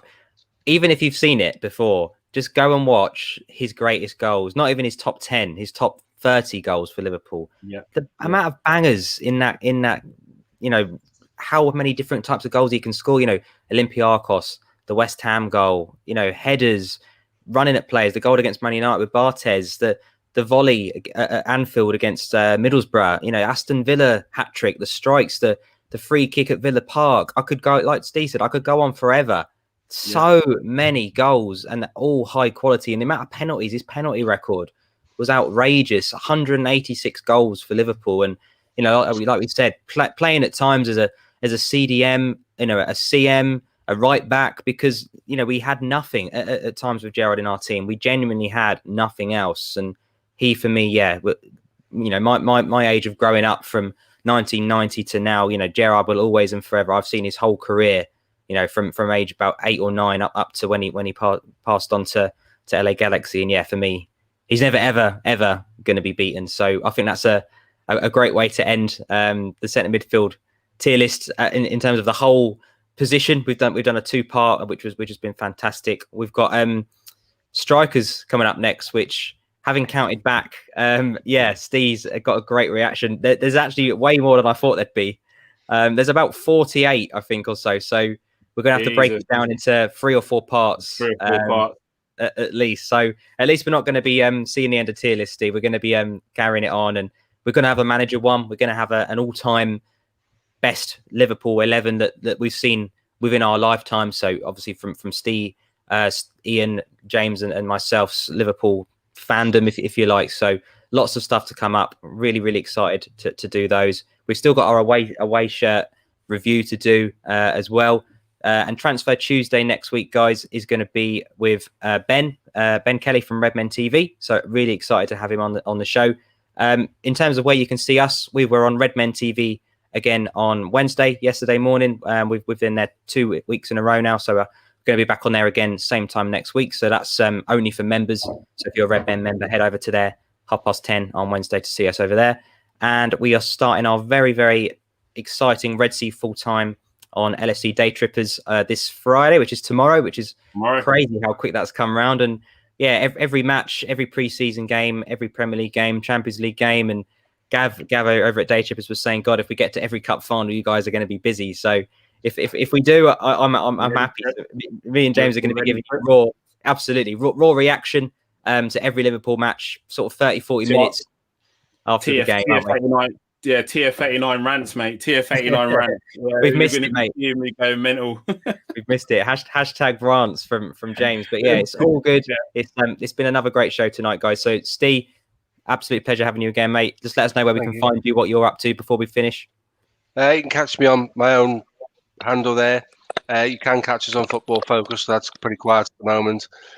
Tomorrow night I'll be hosting a Friday Rivals show on Usman Talks YouTube channel, where we just get some really good show panel members from the top 6 in, and we break it open and have a look at it. So yeah, you can catch me there. Give us a follow, and it's always a pleasure to come on here. So thanks for having me. Lovely. No, guys, thanks again for the comment. Everybody in the comments has been great. Johnny B, great. Got to spread the word about this show. Excellent. Chris, take care. All great. It's a great stream. And yeah, it's good to see our regulars following us on all our shows, no matter where we pop up as well. And Ian, just while I've got you, thank you again for you popping in as well, mate, before you head off again. Find me name there, Ian Young Cop on Twitter. I'm only getting abuse for my opinions. My Football Focus with Steve. And you wonder where I've been. I've just had my phone in the freezer because it overheated. No worries. But James, anything to say, mate, before we wrap up? No, guys, make sure you give us a follow. Make sure you give us a like and a subscribe. We're aiming to be one of the biggest Liverpool channels in the south of England. So, guys, hit us up. We're blessed with lots of Liverpool knowledge. And we always say we're football fans first, Liverpool fans after. And thank you, Johnny B. Red. It's much appreciated. Yeah, I was on Day Trippers, and you're going to be seeing us on there tomorrow, as my colleague and my co-host SS said, to do all their match reactions. We are going to bring some absolute heat, some absolute fire, and we are aiming to break the internet. So if you want to find us over there, be my guest, come over, follow us over at LFC Day Trippers. It's going to be great. And like I said, like and subscribe to our channel at the Red Sea Podcast on all socials. So that's at the Red Sea Podcast on all socials, Twitter, Instagram, YouTube, TikTok, you name it. We've got it covered. The only thing we haven't done yet, the only thing we haven't done yet is a Facebook, but I'm sure that will be coming as well. So yeah, all socials at the Red Sea Podcast. Perfect. Thanks again, guys. Really appreciate it. We'll see you guys next time. All the best.